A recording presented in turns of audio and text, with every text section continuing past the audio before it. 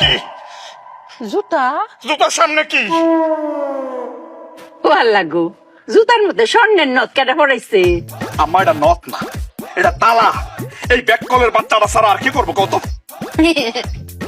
ওহো মায়া, জুতার মধ্যে তালা লাগাইছো কেরে গো? অনেক বুদ্ধি কাটিয়েছি মায়া। আবারও বুদ্ধি, কেমন লাগে?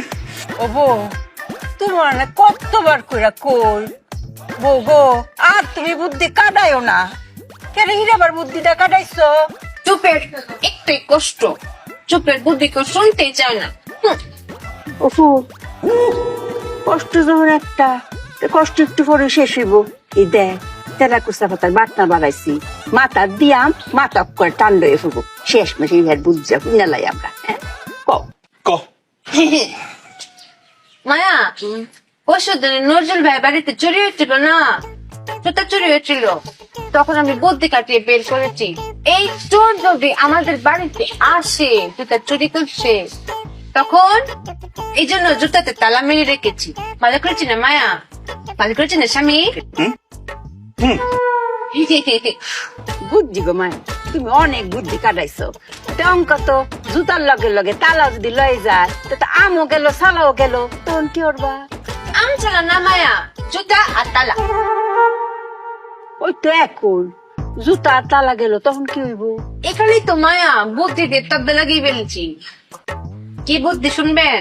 শুনেন, আপনার বুদ্ধি পারবে। স্বামী তুমিও শোনো, এই বুদ্ধিটা ব্যবসায় কাজে লাগিও। চোর যখন জুতা নিয়ে যাবে, জুতা নিয়ে গিয়ে পায়ে পড়বে, পরে কি হাঁটতে পারবে? হ্যাঁ পারবে। পারতো না। স্বামী পারবে না, কেন পারতো না? কারণ তালা লাগানো। এই তালা তো খুলতে হবে, খোলার জন্য চাবি লাগবে। তখন চোর চাবি খুঁজতে খুঁজতে খুঁজতে খুঁজতে চুপিয়ার কাছে আসবে, এসে বলবে চুপি আপা, চুপি আপা চাবিটা দেন। তখন আমি সুই করে চাবিটা বের করবো, এরকম ঘুরিয়ে ঘুরিয়ে বলবো চোর ভাই আসেন চাবিটা নেন, লুক লুক লুক দেখাবো। তখন ও লোভে পড়ে চাবি নিতে আমার কাছে আসবে, তখন কপ করে ধরে ফেলবো। এটাকে বলে চোর দ্বারার কল। ফাঁক ফাঁক মেশিন পেতেছি, বুঝেছেন মায়া? অনেক বুদ্ধি কাটিয়েছি না?